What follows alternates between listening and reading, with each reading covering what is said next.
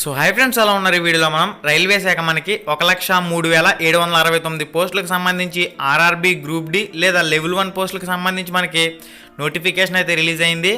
ఈ పోస్టులకు సంబంధించి ఎంపిక ప్రక్రియ ఏంటి, అదేవిధంగా ఎన్ని మార్కులు వస్తే క్వాలిఫై అవుతాం, అదేవిధంగా ఏ టాపిక్స్ నుంచి ఎన్ని మార్కులు వస్తున్నాయి, ఇటువంటి క్లియర్ డీటెయిల్స్ అనేవి ఈ వీడియోలో మనం తెలుసుకుందాం. ఈ వీడియోని ఎండింగ్ వరకు చూడండి, క్లియర్ డీటెయిల్స్ అనేవి మీకు తెలుస్తాయి. నచ్చితే ఒక లైక్ అయితే చేయండి. ఇక్కడ మనకి మెయిన్గా 1,03,769 పోస్టులకు సంబంధించి CBT 1 100 మార్కులకి మనకి 90 నిమిషాల్లో ఎగ్జామ్ అయితే కండక్ట్ చేయడం జరుగుతుంది. ఈ 100 మార్కులకి 90 నిమిషాల్లో కండక్ట్ చేసిన కంప్యూటర్ బేస్డ్ టెస్ట్లో ఓసీ అభ్యర్థులకు 40 మార్కులు రావాలి. ఎవరైతే ఓబీసీ అభ్యర్థులు ఉంటారో వాళ్ళకి 30 మార్కులు రావాలి. ఎవరైతే SC ST physical handicap ex service man ఇతర అభ్యర్థులు ఉంటారో వాళ్ళందరికీ 30 మార్కులు రావాలి. వాళ్ళు మాత్రమే క్వాలిఫై అవుతారు. ఓకే, ఇంకా మనకి నెగిటివ్ మార్కుల విధానం అయితే ఉంటుంది. 3 తప్పు ఆన్సర్లు పెట్టినట్లయితే 1 మార్క్ అనేది కోత విధిస్తారు.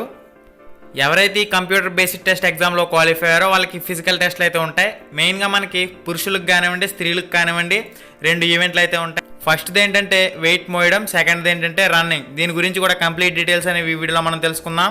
ఇక్కడ మనకి మెయిన్గా computer based test general science 25 ప్రశ్నలు 25 మార్కులు, మ్యాథమెటిక్స్ 25 ప్రశ్నలు 25 మార్కులు, జనరల్ ఇంటెలిజెన్స్ అండ్ రీజనింగ్ 30 ప్రశ్నలు 30 మార్కులు, జనరల్ అవేర్నెస్ కరెంట్ అఫైర్స్ 20 ప్రశ్నలు 20 మార్కులు.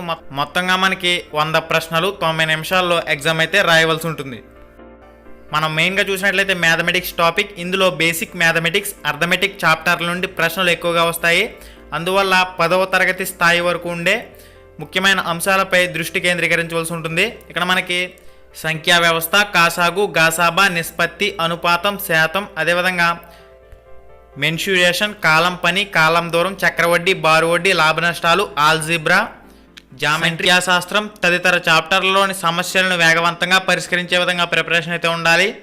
ఎక్కాలు, వర్గాలు, వర్గమూలాలు, ఘనమూలాలు గుర్తించడం ద్వారా సమాధానాలు గుర్తించేందుకు అవకాశం ఉంటుంది. క్యాలెండర్, క్లాక్, పైప్స్ అండ్ సిస్టనర్ అంశాలు క్లిష్టంగా ఉంటాయి కాబట్టి వీటిపై అధిక సమయం కేటాయించవలసి ఉంటుంది. నిష్పత్తి, శాతాలు, కాలం, పని, దూరం, కాసాగు, గాసాబా, వడ్డీ, లెక్కలు, అదేవిధంగా ఫార్ములాల ఆధారంగా కాకుండా జనరల్గా ఆలోచించి సమాధానాలు రాబట్టే విధంగా సన్నద్ధత ఇవ్వాలి.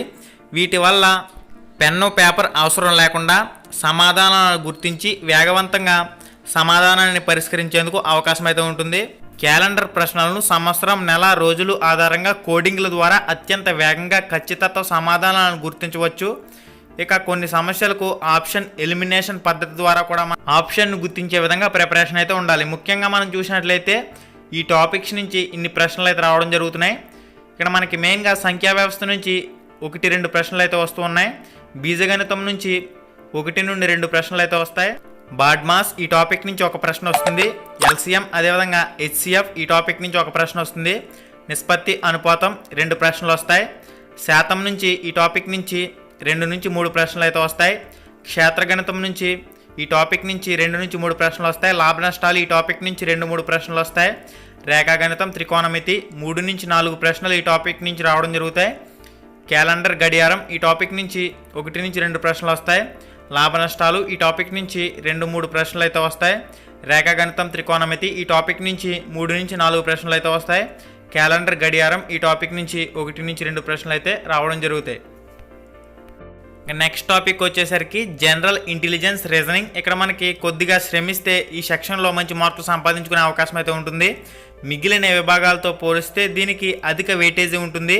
Analogy, alphabetical number series, coding, decoding, mathematical operations, relationships, jumbling, Venn diagrams, data interpretation, directions, decision making తదితర ముఖ్యమైన అంశాలపై మనం దృష్టి కేంద్రీకరించవలసి ఉంటుంది. ఇక్కడ మనకి మెయిన్గా జనరల్ ఇంటెలిజెన్స్ రీజనింగ్ సెక్షన్లో ఇచ్చిన ప్రశ్నలను క్షుణ్ణంగా అర్థం చేసుకుని సమాధానాలు గుర్తించవలసి ఉంటుంది. తార్కికంగా సొంతంగా ఆలోచించేవారు ఈ సెక్షన్లో ఉన్న ప్రశ్నలకు ఈజీగా సమాధానాలు అయితే పెట్టగలరు.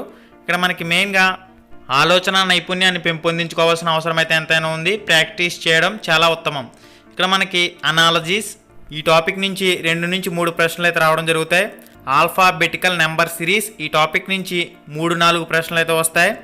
కోడింగ్, డీకోడింగ్ ఈ టాపిక్ నుంచి 2 నుంచి 3 ప్రశ్నలు అయితే వస్తాయి. మ్యాథమెటికల్ ఆపరేషన్ ఈ టాపిక్ నుంచి 1 నుంచి 2 ప్రశ్నలు అయితే వస్తాయి.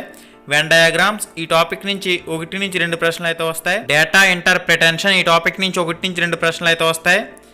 డెసిషన్ మేకింగ్ ఈ టాపిక్ నుంచి ఒక ప్రశ్న వస్తుంది. అనలిటికల్ రీజనింగ్ ఈ టాపిక్ నుంచి 3 నుంచి 4 ప్రశ్నలు వస్తాయి. క్లాసిఫికేషన్స్ ఈ టాపిక్ నుంచి 2 నుంచి 3 ప్రశ్నలు అయితే వస్తాయి. డైరెక్షన్స్ ఈ టాపిక్ నుంచి 1 నుంచి 2 ప్రశ్నలు అయితే వస్తాయి. స్టేట్మెంట్స్ ఈ టాపిక్ నుంచి 4 నుంచి 5 ప్రశ్నలు అయితే వస్తాయి. Statements and arguments. ఓకే, ఇక నెక్స్ట్ టాపిక్ వచ్చేసరికి general awareness and current affairs. ఇక్కడ మనకి మెయిన్గా ఈ విభాగంలో స్టాండర్డ్ జీకే, కరెంట్ అఫైర్స్ నుంచి ప్రశ్నలు వస్తాయి. భారతదేశ భౌగోళిక పరిస్థితులు, రాజకీయ వ్యవస్థ, ఇతర దేశాలతో భారతదేశానికి ఉన్న సంబంధాలు, కొత్త ప్రభుత్వ విధానాలు, పథకాలు, దేశ కరెన్సీలు, అదేవిధంగా వార్తల్లోని ముఖ్యమైన వ్యక్తులు, పుస్తక రచయితలు తదితర ముఖ్యమైన అంశాలపై దృష్టి కేంద్రీకరించి వాటిపై అవగాహన పెంచుకోవాలి. వీటితో పాటు శాస్త్ర సాంకేతిక రంగాల్లో చోటు చేసుకున్న పరిమాణాలు, రక్షణ వ్యవస్థ, సాంకేతిక పరిజ్ఞానం, సైన్స్ విన్యాసాలు, తాజాగా జరిగిన క్రీడలు, వాటి విజేతలు, బడ్జెట్, ముఖ్యమైన అంశాలు తదితర అంశాల గురించి క్లియర్గా తెలుసుకోవాల్సిన అవసరం అయితే ఎంతైనా ఉంది.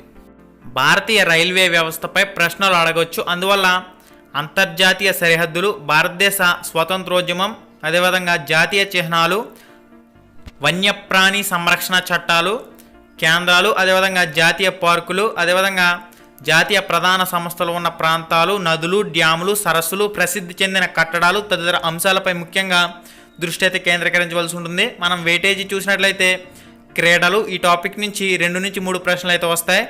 భౌగోళిక శాస్త్రం ఈ టాపిక్ నుంచి 3 నుంచి 4 ప్రశ్నలు వస్తాయి. ఆర్థిక శాస్త్రం ఈ టాపిక్ నుంచి 1 నుంచి 2 ప్రశ్నలు వస్తాయి.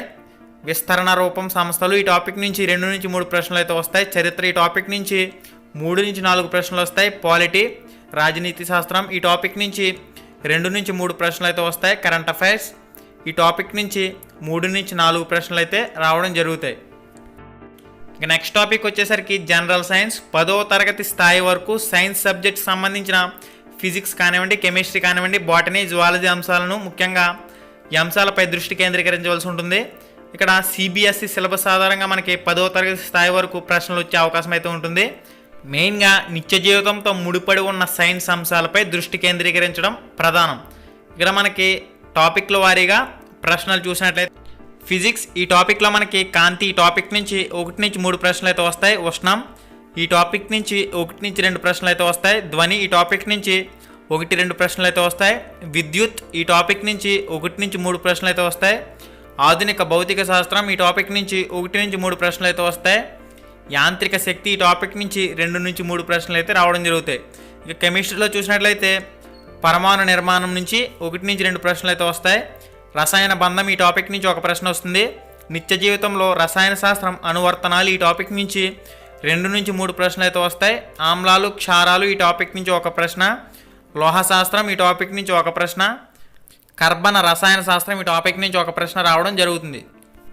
ఎన్ఎస్ విషయానికి వచ్చినట్లయితే జీవశాస్త్రంలో విటమిన్లు, అదేవిధంగా వ్యాధులు, దీంతోపాటు మనకి నిత్య జీవితంలో జనరల్ సైన్స్ ఏ విధంగా ఉపయోగపడుతుంది, మొక్కలు, అదేవిధంగా మానవ శరీర నిర్మాణం, రక్తం తదితర అంశాలపై దృష్టి కేంద్రీకరించవలసి ఉంది. గ్రీన్ హౌస్ ఎఫెక్ట్, ఆమ్లాలు, క్షారాలు, ఓజోన్, అదేవిధంగా జీవ వైవిధ్యం అంటే ఏంటి, ఆవరణ వ్యవస్థ వంటి పర్యావరణం, ఇటువంటి సంబంధ అంశాల గురించి కూడా క్లియర్గా తెలుసుకోవాల్సిన అవసరం అయితే ఎంతైనా ఉంటుంది.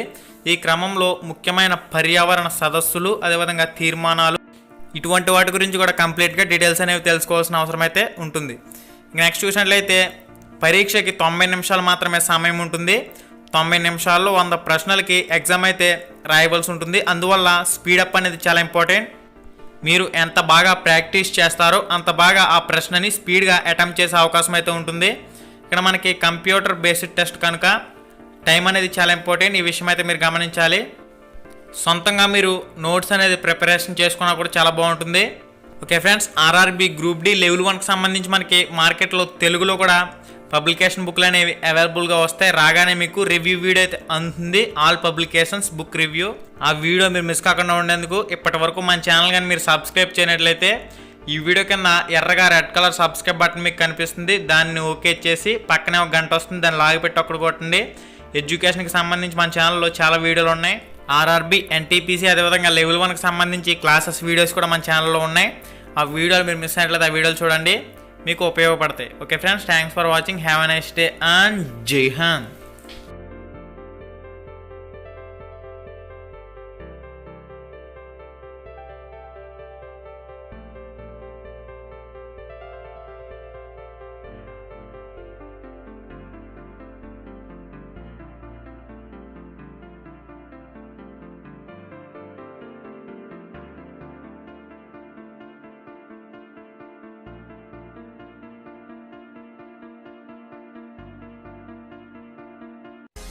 హాయ్ ఫ్రెండ్స్, మన ఛానల్లో పెట్టే వీడియోస్ని నోటిఫికేషన్ ద్వారా మీ మొబైల్కి పొందాలనుకుంటే రెడ్ కలర్ సబ్స్క్రైబ్ బటన్ మీద క్లిక్ చేసి మన ఛానల్ని సబ్స్క్రైబ్ చేయండి. అలానే పక్కనే ఒక బెల్ ఐకాన్ వస్తుంది, దాన్ని క్లిక్ చేయడం మాత్రం మర్చిపోవద్దు. నేను మీ Ganesh, welcome to Ram Ramesh productions.